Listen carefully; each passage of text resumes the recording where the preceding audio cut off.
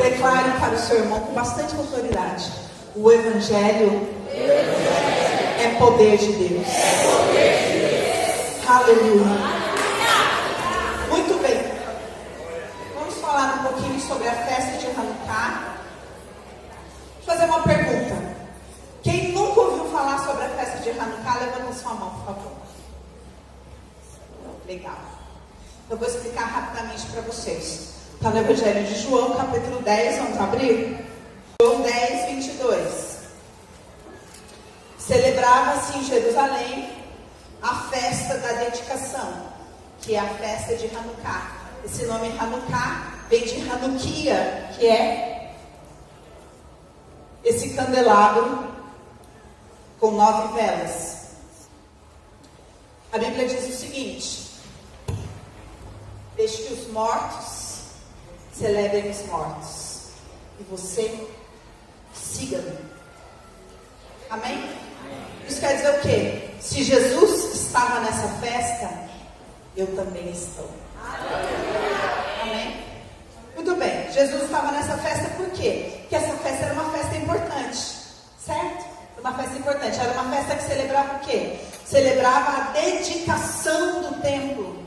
Por quê? Porque o templo havia sido profanado. Então, todos os anos, nesta mesma data, se celebra a festa de dedicação do templo, porque é uma vitória que diz muito para nós, todos nós que cremos na palavra de Deus. Porque se não fosse essa vitória, a palavra de Deus teria sido deturpada. E muito daquilo que é o poder da palavra de Deus teria se perdido. Depois, vocês que nunca ouviram falar, pesquisa no Google, tá bom? Porque a gente já está no último dia da festa, eu não posso contar tudo aqui. Mas pesquisa, você vai aprender muito a respeito desta festa. Essa festa ela celebra uma vitória muito importante, que é a vitória que aconteceu do povo que havia se separado contra o povo que havia se corrompido. Muitas vezes a gente pensa assim, que nessa festa, os sacerdotes, eles venceram primeiramente a guerra contra um exército inimigo, contra um exército de um povo estranho. Mas a verdade é que o que acontece nessa festa, que o que se celebra nessa festa, começa com um movimento estabelecido por Alexandre o Grande. É um movimento histórico, você pode encontrar muito sobre isso nos estudos de Flávio José. Alexandre, ele tem uma mentalidade com uma oportunidade. Ele tem uma oportunidade, não, com uma intenção. Ele quer estabelecer uma visão de mundo na Terra. E ele vai conquistando e estabelecendo uma visão de mundo. Vai conquistando e estabelecendo uma visão de mundo. E essa vitória dele, ela se alastra de maneira tão fácil. Por quê? Porque ele tinha uma forma de trabalhar. Ele chega, por exemplo, vamos supor que nós fôssemos um povo. E nós temos os nossos costumes aqui, certo? Por exemplo, a gente gosta de dançar, a gente tem uma música, a gente gosta de alegria. E aí, de repente, ele vem e nos conquista. E aí ele fala assim, não tem problema, vocês podem continuar fazendo tudo o que vocês estão fazendo. Uma coisinha ou outra que não. E é super amigável. Ele fala, nossa, inclusive eu adorei essa música. Eu vou levar para tocar lá no meu povo. E aí, o povo que não tinha entendimento espiritual foi absorvendo aquilo que a cultura chama de pensamento helenista. Uma maneira de pensar que é o fundamento do pensamento grego. Hoje nós vamos falar sobre algo espiritual dentro disso, porque essa festa é tão importante e porque Jesus estava nela. Porque essa festa celebra a vitória de uma guerra entre dois sistemas. Um sistema que existe para multiplicar a luz e um sistema que existe para multiplicar as trevas. Nós vamos falar especificamente disso mais para frente. Então, a gente vai bem devagar para você degustar. Por quê? Para que essa semente encontre profundidade em você e brote. Amém? Não adianta você receber um monte de informação e aí depois isso se perder. Então, esses dois sistemas, que depois mais para frente a gente vai falar dele na Bíblia inteira e você vai entender como serve eles. Esses dois sistemas estabelecem uma guerra. Por que essa compreensão de sistema é tão importante? Porque, imagina o seguinte, você muito capacitado numa determinada coisa. Por exemplo, logística. Por exemplo, financeiro, enfim. E aí você vai num lugar que está uma bagunça. Aí você fala, não, simples, eu vou passar um tempo aqui, vou estabelecer um sistema, vou implementar esse sistema e vou embora. E vou só monitorando. O sistema vai funcionando por si só. Se houver algum problema, eu volto. E dou um suporte. Vocês entendem mais ou menos como é que isso funciona? O mundo espiritual funciona assim. Então, quando a gente vai falar de guerra, a gente não está falando de guerra contra um ser. A gente está falando de guerra contra o sistema que esse ser instaurou. Essa é a grande questão. Então, qual que é o grande problema? Que nós não precisamos guerrear, vamos guerrear, tudo é o inimigo. Não, a grande maioria das coisas funciona dentro de um sistema. E a gente não conhece esse sistema, não reconhece esse sistema e fica presinho ali dentro achando que é livre. Então, o que nós vamos conversar hoje? Sobre esse sistema. Porque quando a luz resplandece nas trevas, as trevas não tem mais como prevalecer contra ela. Entendeu? Então, o que nós vamos fazer? Lançar a luz nesse sistema. Por que isso é tão importante? Porque a Bíblia diz no livro de Romanos, capítulo 12, se você não transformar a sua maneira de pensar, você não vai experimentar qual seja a boa, perfeita e agradável vontade de Deus. Então, como é que funciona esse sistema? Ele simplesmente ensinou você a pensar de uma maneira que faz com que você permaneça escravo e não experimente qual seja a boa, perfeita e agradável vontade de Deus. E o inimigo não precisa nem fazer nada. Precisa. Se por acaso, uma vez você mais corajosinho, dá uma saidinha fora do sistema, o inimigo vem e faz pum, que você já volta de novo para dentro do sistema e permanece aprisionado ali. Esta guerra e essa vitória que nós estamos celebrando hoje, ela conta sobre pessoas que não sucumbiram a esse sistema. Então, o que acontece? Quando esse sistema começou a ser estabelecido no meio do povo de Deus, existiam alguns judeus, na época, conhecidos como judeus helenistas. Qual que era a grande questão deles? Eles gostaram da proposta que Alexandre estava trazendo. Eles gostaram da visão de mundo que ele estava trazendo. E o que essa proposta trazia? Ela trazia um sincretismo religioso. Vocês estão me acompanhando? Sim? Trazia um sincretismo. Então, eles começaram a pensar e falar, é como se fosse a modernidade chegando. E esses próprios judeus helenistas, começaram a implementar, porque eles tinham maior influência sobre o povo, essa visão de mundo sobre o povo.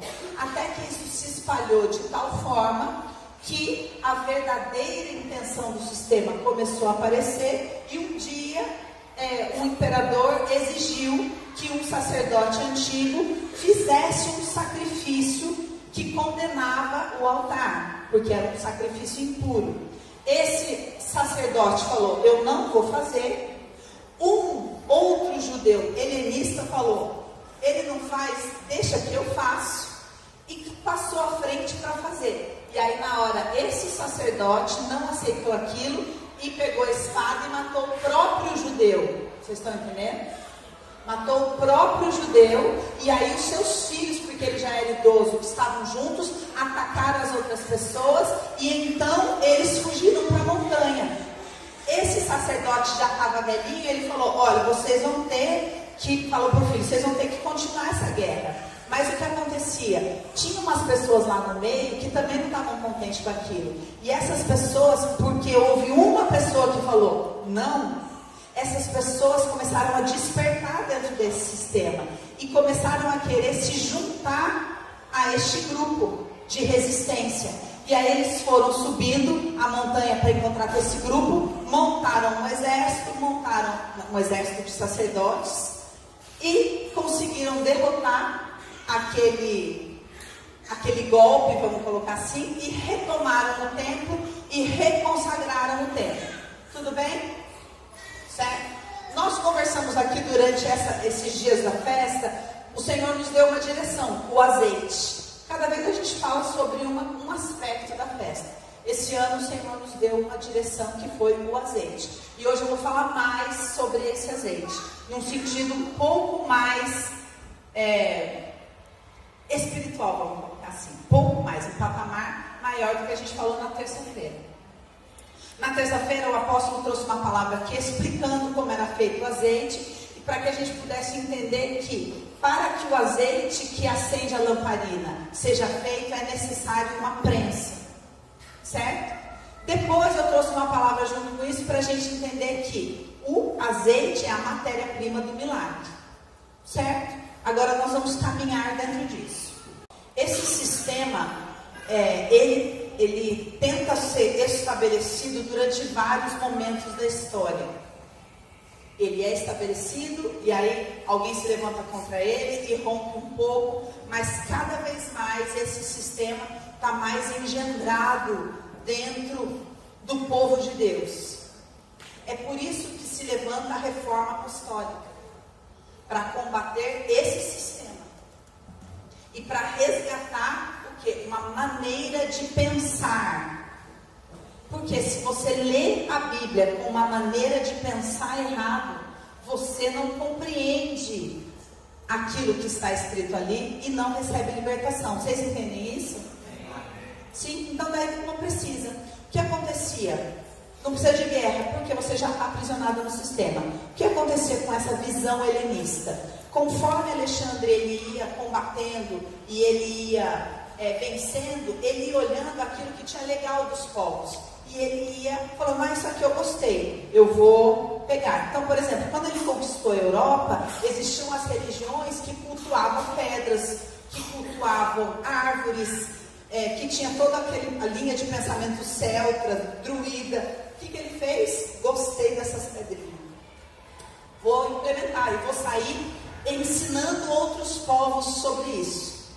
E aí o que ele vai fazendo? Vai misturando e vai transformando num sincretismo religioso. Então, quais eram as verdades da religião helenista que depois se transformou no pensamento grego que nós somos ensinados a pensar? Você vai achar que você não pensa como grego, mas eu vou provar para você durante essa semana o quanto você pensa como grego, e por isso você não vive plenamente à toa, perfeito e agradável à vontade de Deus, porque a gente não conhece a diferença. Então a gente lê a palavra pela perspectiva grega que nos foi ensinado. Nós somos ensinados a pensar por uma perspectiva sistêmica maligna. Vocês estão me entendendo? Sim? Então a gente fica preso dentro dessa maneira de pensar e não alcança isso.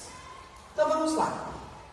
Quando esse pensamento helenista começou a ser implementado no meio do povo de Deus na época, ele não exigia que a Bíblia, que a Torá na época, não fosse seguida.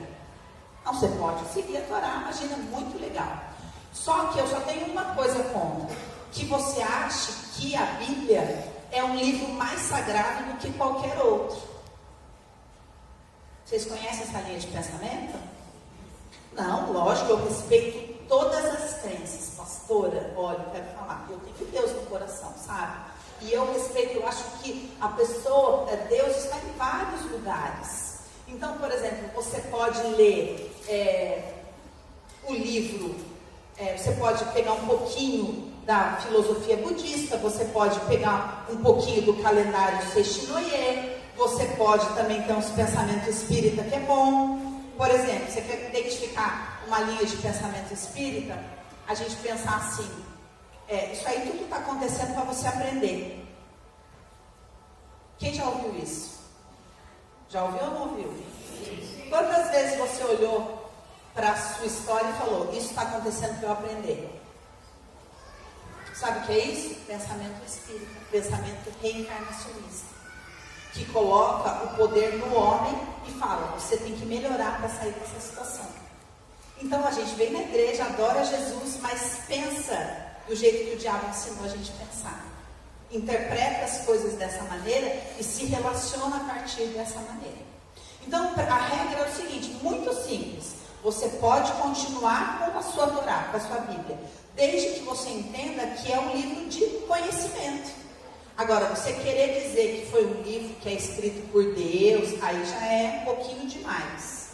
Nessa linha a gente já não aceita.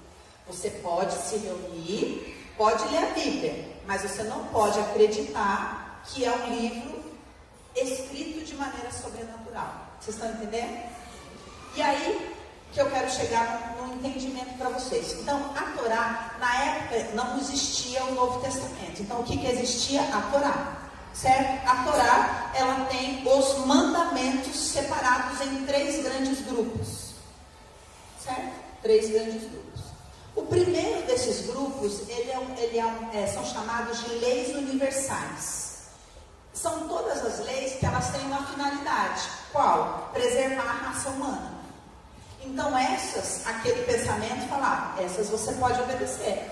Por quê? Porque é lógico, faz sentido, é óbvio. Por exemplo, não matarás, não roubarás. Essas você pode obedecer sem o menor problema. Tudo bem? Aí tem um segundo grupo de leis, que são conhecidas como as leis testemunho. Quais são essas leis? São leis que estão relacionadas a ações do que Deus fez. Por exemplo, está lá na Bíblia escrito, olha, você vai ter que celebrar o dia que Deus tirou o povo do Egito. Então é um mandamento testemunho. Estão entendendo? Esse você pode celebrar, não tem problema, pode celebrar. Tem um mandamento lá que diz que você deve observar o Shabá. Posso obedecer esse? Pode, não tem o menor problema, pode sim. Mas tem um pequeno grupo de mandamentos que esse você não pode obedecer. Quais são esses grupos? Esse grupo é o grupo de mandamentos conhecidos como decretos. O que quer dizer os decretos? Qual que é o grupo de leis chamadas decretos? Grupos de leis que nós não entendemos por que obedecer. E só obedecemos porque verdadeiramente entregamos o poder a Deus. Estão entendendo? Sim? Só que agora eu vou te dar uma notícia terrível. A grande maioria dessas leis nós nem conhecemos e nem obedecemos. Porque o sistema está tão estabelecido na nossa mente que a gente já aprendeu, geração após geração, a ignorar esses mandamentos. Então, a implementação desse sistema foi tão eficaz com o passar do tempo, que hoje, essas leis, que eram as únicas combatidas, nós nem sabemos quais são. Por que isso é tão grave? Para você ver quão distante nós estamos do poder de Deus realmente. Por quê? Por que essas pessoas que verdadeiramente buscavam a santidade, obedeciam a essas leis? Porque através dessas leis elas tinham maior comunhão com Deus. O que acontece é que esse sistema foi tão implementado, tão profundamente na nossa maneira de pensar, que hoje a gente só obedece aquilo que nos oferece um retorno que nos parece cabível. Porque a nossa maneira de pensar é lógica. Então, eu tenho que dar o dízimo para quê? Para o devorador não roubar suas finanças e para você prosperar. Faz sentido, parece um bom negócio. Tá bom, vou obedecer. Agora, por exemplo, uma lei decreto, não come carne de porco. Isso é um absurdo. Isso é coisa de gente ignorante. Por que não? Isso aí funcionava para aquele pessoal que não tinha geladeira. Agora não. Agora tem geladeira. Não tem a menor lógica comer carne de porco. Não, isso aí eu vou obedecer. Por exemplo, as leis dietéticas fazem parte dos decretos. Outras leis, por exemplo, não tocar em defunto. Por que tinha que ser uma vaca vermelha? Vocês já leram que o templo tinha que ter uma vaca vermelha? Por que não pode ser qualquer vaca? Não entendo, não entendemos, e que hoje nós nem sabemos quais são. Então, o que começou a acontecer com os judeus tidos como judeus helenistas? Eles começaram a gostar dessa maneira de pensar, porque ela parecia uma maneira de pensar promissora, lucrativa, que trazia ganho. E foram olhando e foram falando, o que tem? Mas o que tem? Gente, que absurdo, o que tem? Por quê? Porque a maneira de pensar grega, ela promove uma ideia. Qual ideia? Toda mudança é boa porque ela traz evolução. Por quê? Porque é uma linha de pensamento evolucionista. Enquanto que o pensamento hebraico, ele diz, não, a mudança não é boa, porque ela coloca em risco as tradições, e a nossa segurança está na tradição. Vocês estão entendendo? Sim? Então, por que isso? O que eu quero muito que você compreenda é que esta guerra não foi estabelecida contra um povo de fora que veio dominar aquele povo. A guerra, a espada aconteceu entre os que guardavam a lei e os que não guardavam a lei. No dia, nesse João capítulo 10, Jesus está na festa do templo e os dele, essas pessoas que estão sentadas ao seu lado, olharam para Jesus e falaram: até quando você vai deixar minha mente em suspenso desse jeito? Fala logo de uma vez se você é o Messias ou não. Então você percebe que é um sistema que vai se estabelecendo, e se estabelecendo, e se estabelecendo. É por isso que a Bíblia diz no livro de Romanos: se a sua mente não mudar, se você não entender o quanto a sua mente está encarcerada, você não vai experimentar qual seja a boa, perfeita e agradável vontade de Deus. Você vai ficar num culto cheio de sincretismo, cheio de coisa que não vem de Deus e que você não sabe, esperando acontecer algo que não vai acontecer. Por isso que não há poder nessa forma de pensar. E para os helenistas era ótimo. Olha, é ótimo. Vocês podem ficar aí no cultinho de vocês. Cultua aí. Canta a musiquinha, bate palma. E continua escravo do aluguel. Pensando só em si mesmo. Sempre com medo. Mas não esquece de ir no culto todo domingo, tá bom?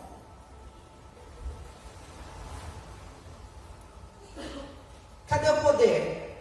Não tem. Cadê a autoridade? Não tem. Cadê o governo? Não tem. Mas você pode continuar com o seu cultinho. Não tem problema. Era essa a proposta dos helenistas. E é por isso que nós precisamos combater esta guerra e querer uma porção maior de luz. Precisamos ser os primeiros a falar: eu vou me levantar neste lugar. Porque a hora que eu me levantar, outros começam a se levantar ao meu redor. E começam a falar: não, também não vou aceitar isso. Não quero isso, eu quero entender isso. Então nós vamos entender como é que funciona esta linha de pensamento. Oh, glória. Eu vou falar hoje sobre alguns aspectos espirituais de como a sua mente pode estar aprisionada nesse sistema. Hoje, na terça-feira, eu vou falar sobre todos os outros. Sobre a sua vida prática, a sua vida profissional, sobre a sua relação com o dinheiro. Onde é que a mente é distorcida e a gente deixa de viver todas essas coisas por pensar e interpretar a Bíblia errado. Tudo bem? Por exemplo, vamos falar sobre fé.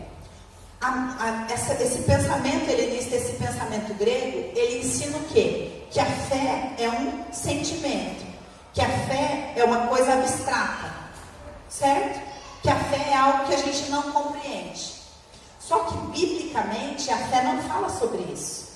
A palavra, a linha de raciocínio, o pensamento hebraico sobre fé não tem nada a ver com o que a gente pensa que é fé.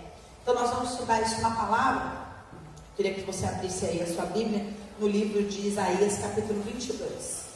Sobre a luz que está se estabelecendo na sua mente, eu queria citar uma escritura que diz assim: que a luz veio para os homens, mas os homens não a quiseram, porque eles preferiram as trevas. Porque quando a luz vinha, evidenciava as obras deles que eram más. Então é isso que explica esse desconforto que você está sentindo, pensando: eu achei que eu ia ganhar alguma coisa com essa palavra. Eu achei que ia ser mais animadinho. Eu achei que eu ia sentir mais. Agora vai. Estou gostando muito. Que horas são? Daqui a pouco vai acabar. Isaías 22. A luz resplandeceu nas trevas e as trevas não prevaleceram contra ela. Muito bem. No pensamento bíblico, no pensamento hebraico, a palavra fé significa, a palavra fé é emuná. O que significa essa palavra? Ação. Ação. Por isso que Tiago fala, pois a fé sem obras é morta. Aí a gente fala, ele está falando de ajudar os pobres, pastora. Você não leu a Bíblia? Ele está falando sobre a raiz da palavra fé, da palavra emuná, é ação. E significa que esta pessoa estabeleceu um relacionamento com Deus cheio de ação e experiência suficiente para que esta pessoa estivesse firmada nele. Isso é fé, do jeito que a gente deveria pensar. Só que esse sistema maligno, ele faz a gente pensar que fé é o quê? Fé é pensamento positivo. Fé é eu acreditar que vai dar tudo certo. Fé é eu acreditar que Deus vai fazer. Uma hora ou outra Ele vai fazer. Ué, fé é a firme convicção das coisas que não se veem. Só que como que as pessoas experimentam isso? Fé é eu conseguir acreditar que aquilo que eu quero vai acontecer. Só que a verdadeira fé quer dizer a pessoa que tem coragem o suficiente para agir diante daquilo que ela acredita e através disso ela tem experiência com Deus. E cada experiência que ela tem, ela se torna mais firmada nele. Por isso Abacuque diz, o justo viverá pela fé. Vamos ler lá em Abacuque capítulo 2, vamos ler pensando que essa palavra de fé tem a ver com estar firme nele. Aí agora você vai começar a entender o quanto esse negócio de você estar preso num sistema é real. Por que eu estou falando isso? Porque você vai começar a entender que esse sistema maligno que aprisiona a mente caída faz com que a gente fique esperando Deus fazer. Abacuque 2, muito bem. Olha o que diz aqui, ó. Abacuque está esperando uma resposta de Deus. Nesse texto, eu já preguei sobre fé aqui, certo? Usando esse mesmo texto. Abacuque está esperando uma resposta de Deus sobre algo. É nesse texto que está inserido: o justo viverá pela fé, que está citado por Paulo lá em Romanos. Aí ele diz o seguinte, no versículo 2. Ó, ele fala assim: pôr-me-ei na minha torre de vigia, colocar-me-ei sobre a fortaleza. Essa fortaleza é fé. Colocar-me-ei sobre essa rocha que eu já construí no meu relacionamento com Deus. É isso que ele está dizendo. Eu vou me colocar neste lugar firme para esperar uma resposta de Deus. Para ver o que Deus me dirá e que resposta eu terei à minha queixa. O Senhor me respondeu e disse: escreve a visão, grava sobre tábuas, para que a possa ler até quem passa correndo. Porque a visão ainda está para se cumprir no tempo determinado, mas se apressa para o fim, não falhará. Se tardar, espera-o, porque certamente virá, não tardará. Eis o soberbo, sua alma não é reta nele, mas o justo viverá pela fé. Isso em hebraico está escrito: o justo permanecerá firme. Permanecerá firme. Agora olha em Isaías, isso mais claro. Isaías 22.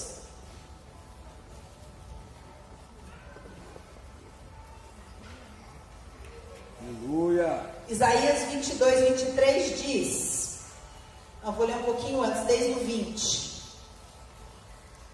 Deus está falando sobre uma mudança de governo que ele iria fazer. E aí ele diz: naquele dia chamarei a meu servo Eliaquim, filho de Hilquias, vesti-lo-ei da tua túnica, cingi-lo-ei com a tua faixa, e lhe entregarei nas mãos o teu poder. E ele será como pai para os moradores de Jerusalém e para a casa de Judá. porei sobre ele, sobre o seu ombro, a chave da casa de Davi, ele abrirá e ninguém fechará, fechará e ninguém abrirá. Fincá-lo-ei como estaca em um lugar firme, e ele será como um trono de honra para a casa de seu pai. Esta palavra aqui, que fala fincá-lo-ei como estaca firme, é emuná, que é fé. Então vocês percebem como é muito diferente do que a nossa concepção do que é a fé? Por quê? Porque quando esse pensamento helenista começou a ser estabelecido, ele fez separação das coisas espirituais e das coisas físicas. Então ele ensinou a gente a pensar que as coisas espirituais são abstratas e as coisas do mundo são coisas do mundo. Só que a Bíblia não trata as coisas dessa maneira. Por quê? Porque a Bíblia é concreta. Então, um exemplo. Se você vai pegar um judeu que foi ensinado dentro da palavra e vai falar para ele, ler uma determinada passagem, por exemplo, Moisés abrindo o Mar Vermelho, certo? E ele vai ler para um monte de judeus. E ele vai falar, e Moshe abriu o Mar Vermelho. E eles vão se encher, porque aquilo que Deus fez foi concreto. E esse Deus que fez aquilo lá é o mesmo Deus que eles servem. E esse Deus está vivo. Aleluia! E eles ficam felizes. Aí você vem numa igreja evangélica com a mente aprisionada no sistema grego. Aí você fala, e Moisés abriu o Mar Vermelho. Fica todo mundo olhando. Aí você precisa pegar aquilo que é concreto. Moisés foi lá e abriu o Mar Vermelho. E Deus fez isso e acabou. Isso não serve para a igreja. Eu tenho que falar, porque o mar é a sua dificuldade. Porque não sei o que, não sei o que lá. Porque... E aí você vai ficando animado. Porque a sua fé é abstrata. E você quer que eu simbolize ela. Porque você não quer se relacionar com o Deus real de Moisés que abriu o Mar Vermelho. Você quer que eu traduza a palavra de Deus para a sua atual e insignificante circunstância. É isso! É isso! E assim você fica animadinho até terça. Oh, que legal! Até terça. Aí você ouve um louvor. Oh, que bom. E depois domingo você vem bater palma de novo. Oh, que legal! Ô, miséria, hein? Entendendo o sistema que nós estamos combatendo? Não serve a concretude daquilo que Deus fez para nós. Meu Deus.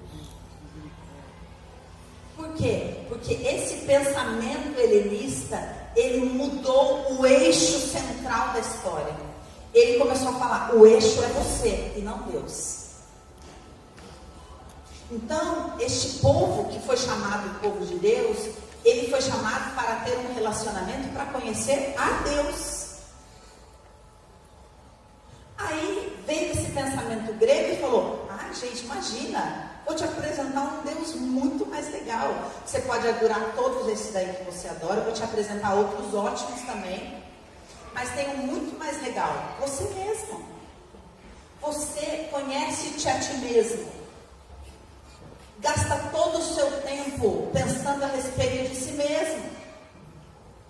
E pronto. Então qual que é a grande questão? O eixo desse sistema é o eu. Enquanto que o eixo da palavra de Deus é Deus. Aí eu estou dominado pela angústia. E eu venho aqui na palavra e pego a palavra e faço assim. Isso aqui funciona, você tem que encostar bem na terra. Aí você vai passando a mão assim, para não ficar no lugar marcado. E fala para Deus assim, Deus, me dá uma resposta. Esse emprego é o que o Senhor tem para mim ou não? Não, isso aqui eu já tirei semana passada. Sabe o que é isso? Oráculo. Vindo do pensamento helenista. Sendo que o pensamento hebraico diz: ser corajoso, vai, e eu sou contigo, porque se você não tiver nenhuma experiência, sua fé não cresce. Então vai e age, porque a fé sem obras é morta. É morta. Mas aí a mente fala: não, eu preciso ter um sinal. Eu preciso ter um sinal de que é para lá que eu devo ir. Senhor, se passar um carro vermelho agora ali enquanto eu estou falando, é porque é para eu ir. Sabe qual é o nome disso? Oráculo.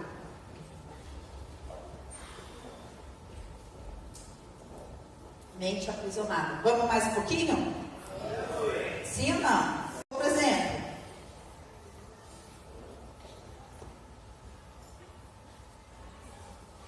na mentalidade grega, a coisa mais importante é conhecimento.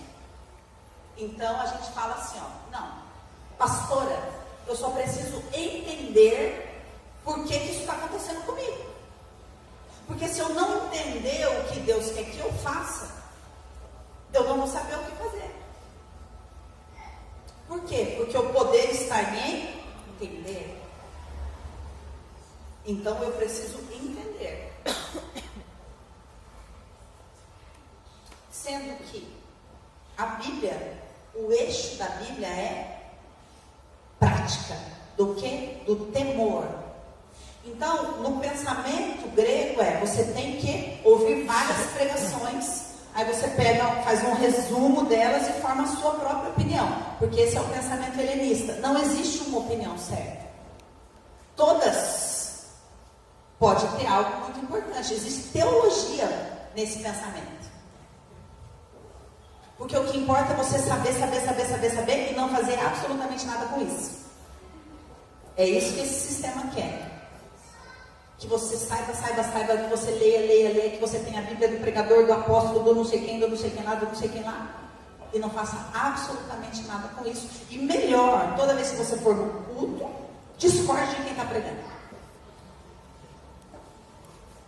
Sendo que a Bíblia diz que, vamos ver o que a Bíblia fala sobre isso?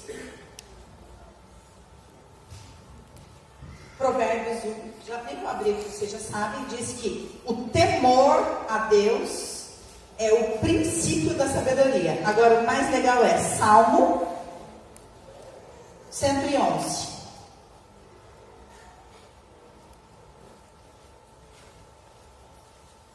Salmo 111 diz um detalhinho minúsculo. Versículo 10 diz: o temor do Senhor, a mesma coisa que está escrito em Provérbios, o temor do Senhor é o princípio da sabedoria. Revelam prudência todos os que o praticam.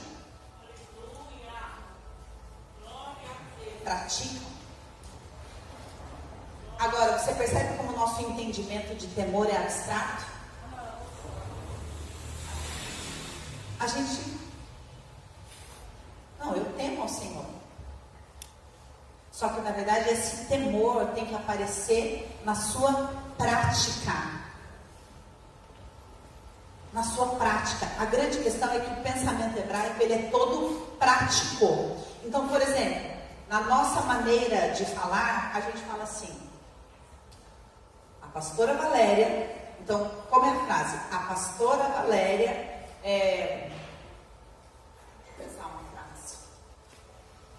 a pastora Valéria obedeceu a tudo o que o apóstolo disse. Fez todo sentido para vocês, não fez? Vocês não entenderam várias coisas nessa fala? Porque primeiro tem o título dela, depois tem ela, e depois tem a ação, e depois tem o porquê que ela fez a ação. Foi o apóstolo, eu obedeci. O pensamento bíblico é: obedeceu ao apóstolo, a Valéria. Por quê? A primeira e mais importante coisa da frase é a ação dela. Primeiro vem a ação. Depois vem quem fez a ação. Entendeu? Então, qual que é o eixo que eu quero que você entenda hoje? Toda a sua maneira de pensar faz com que você encontre justificativas para não agir. Tanto com relação a experimentar que Deus é com você, ou dar passos de fé e de ousadia, quanto a obedecer ao que diz a palavra com relação aos relacionamentos. Por quê? O pensamento grego, ele valoriza o quê? As suas conquistas materiais. Então, por exemplo, eu vou apresentar você, eu falo, olha, tudo bem? Esse aqui é o fulano, se ele for pastor, este é o pastor fulano, um grande empresário amigo nosso. Eu chego para os obreiros e falo, esse aqui é o pastor fulano, um grande empresário amigo nosso. Os obreiros falam, precisamos achar um lugar importante para ele sentar, porque ele é empresário. Já entenderam que o empresário tem que ser bem tratado para ajudar a pagar o dízimo da igreja, o aluguel da igreja. Conhece esse pensamento ou não? O pensamento bíblico é assim, ó. Esse aqui é o pastor fulano, que está desde a sua conversão com o mesmo pastor. Essa é a primeira informação, se ele é rico ou não. Qual é a atividade que ele faz? Não. A questão é o nível de honra e fidelidade dele nos relacionamentos é o principal crachá dele. Esse é o pensamento bíblico. Agora, quando a gente não entende este pensamento, o que a gente faz? Eu penso primeiro em mim, eu vou nessa igreja, eu não gostei do que esse pastor falou, porque ele não me valorizou. Eu vou sair dessa igreja e vou para uma outra igreja que me dê uma oportunidade maior, para que eu possa brilhar no meu ministério. Porque Deus falou comigo no dia que eu abri a palavra à noite. Ele falou, brilha, Israel. E eu falei, nossa, Deus falou muito comigo hoje.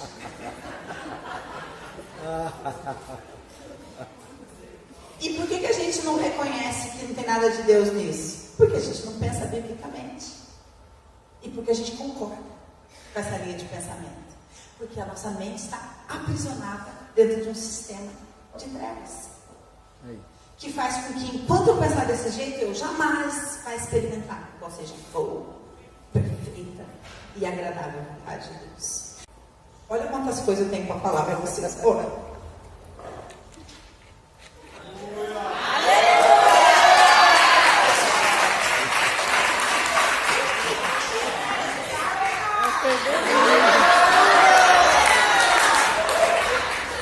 Por isso que eu pedi para a apóstolo deixar eu pregar vários dias, porque eu queria pregar tudo isso hoje, mas não ia dar muito certo. Muito bem. Para encerrar a questão da fé, qual que é o grande ponto? A gente foi ensinado a entender que fé é um sentimento. Então a gente fala, como é que você... Estou bem, estou animado, não, eu estou crendo, estou crendo.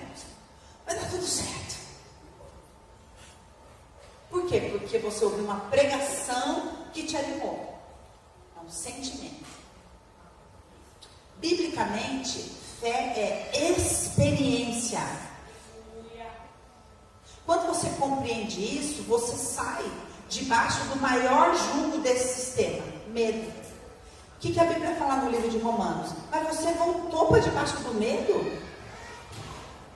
E aí a gente fala, mas você não fez? Não, pastora, sabe o que eu não fiz? Porque eu não tenho certeza se é isso que Deus quer que eu faça. Estou com dúvida, eu não tenho certeza se esse é o caminho certo. E eu acho que isso é porque eu tenho temor a Deus. Mas na verdade a grande questão é que todo o assunto sou eu, tudo é mental, e eu estou preso na dualidade e no medo. E aí eu vou ter experiência com Deus? Nenhuma.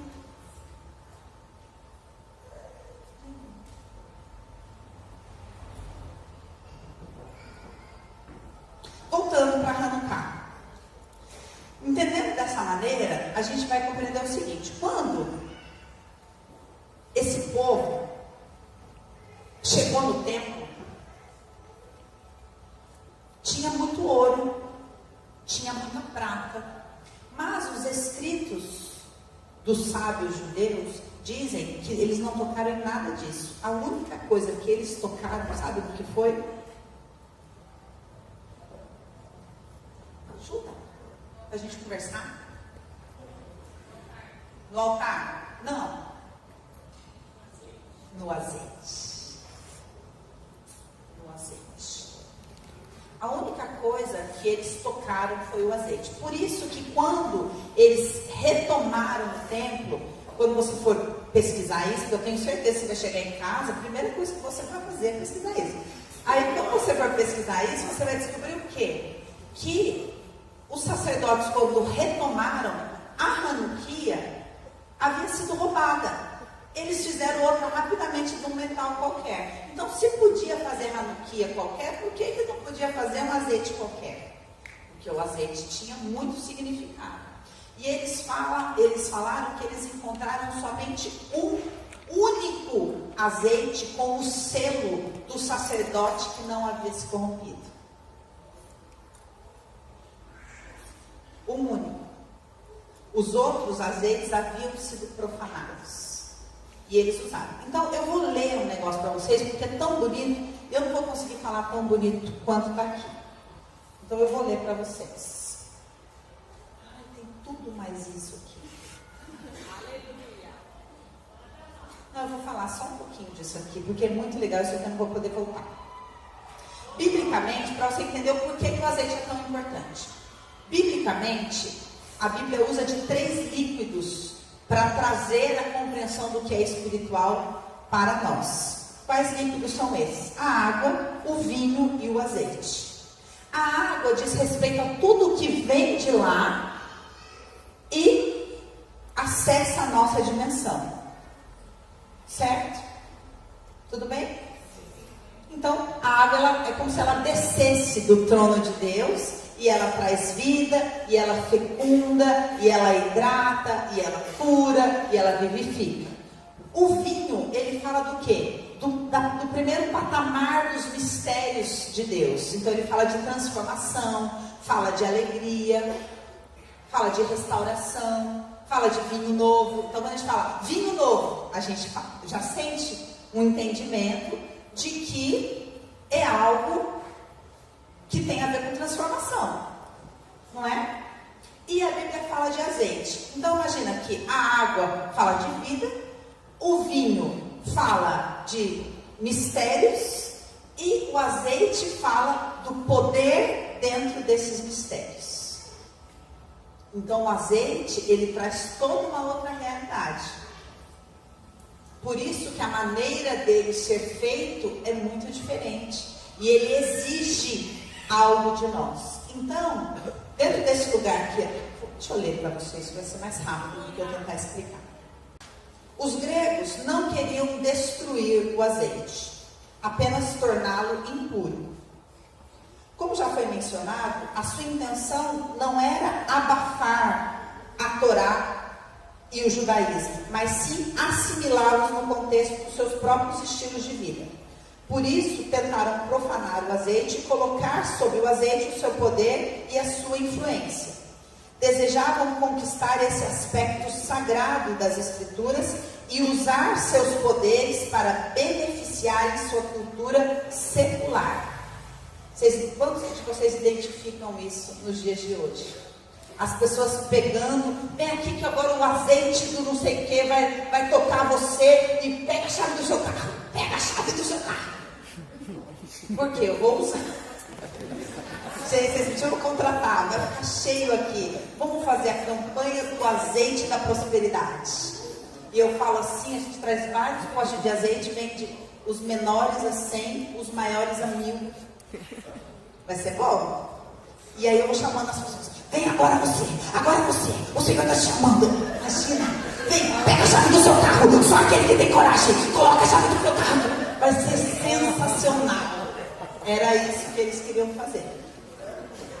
Eles queriam acessar este poder do azeite para conquistar as coisas deste mundo secular. Vocês rirem um pouquinho. Está terrível. Entenda, os gregos não queriam destruir destruir o azeite, apenas torná-lo impuro.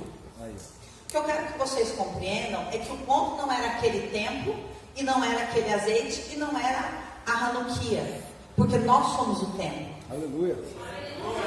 Então o que eu quero que você entenda é que este sistema não quer destruir o seu azeite. O azeite que pode ser fabricado no lugar mais profundo da sua intimidade com Deus. Esse sistema só quer torná-lo impuro. É só isso. Os judeus reagiram a esse desafio expressando o mais poderoso potencial espiritual. Demonstraram então autossacrifício. Para demonstrar o seu compromisso com Deus além dos limites da razão. Por que além dos limites da razão? Porque era o maior exército da terra. Era só o exército de Alexandre o Grande. E o sacerdote que tomou a primeira iniciativa para falar, não vou aceitar isso, era um vovô. Mas o que ele tinha? Emuná. Oh, glória. Emuná. Anos de experiência. Uma experiência que era uma fortaleza.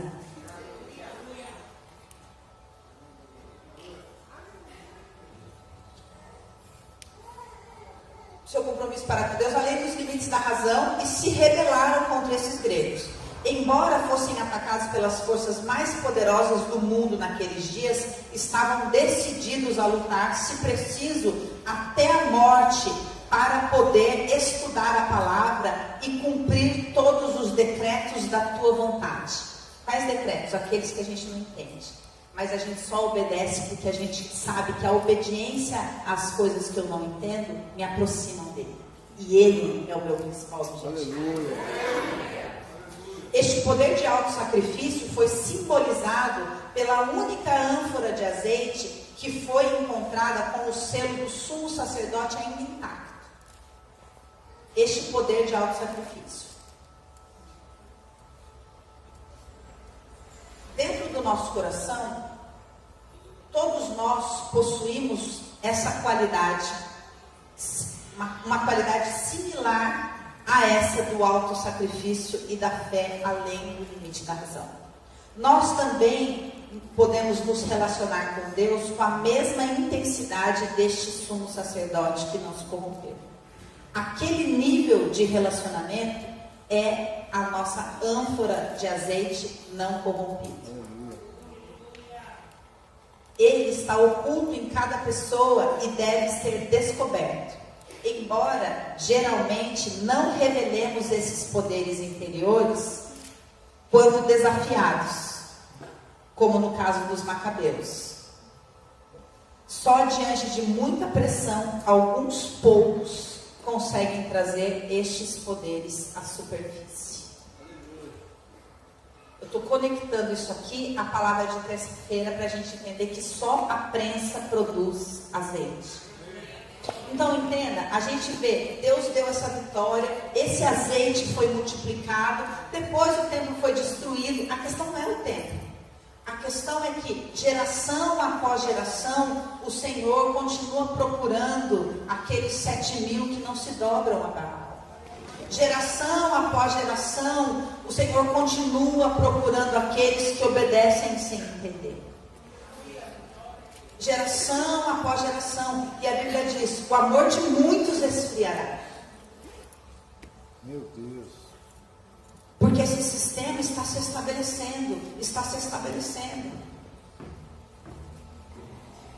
Como resposta a essa ação, além da razão, que a emuná deste sumo sacerdote promoveu, Deus realizou o milagre de Hanukkah. Aleluia. Assim como o povo judeu revelou tal nível de espiritualidade que transcendeu os limites de seu entendimento e de sua natureza pessoal, Deus revelou forças e poderes acima das restrições da natureza deste mundo. Essa aqui é a essência daquilo que eu quero falar para vocês. Se você quer experimentar milagres que transcendem as leis da física, que transcendem aquilo que você conhece, você tem que estar disposto a se mover em direção a Deus na mesma intensidade. Porque o milagre, escute o que eu vou falar, é uma resposta. Aleluia. É. O milagre é a resposta de Deus para nós. Só que esse sistema, ele faz a gente pensar assim: Deus, o que é que eu estou fazendo de errado? Ou por que o Senhor não faz? Deus, eu só queria entender. Eu só queria entender por que o Senhor não faz na minha vida as coisas que me promovem. Não consigo entender. Por que eu não sou famosa ainda? Eu estou bem.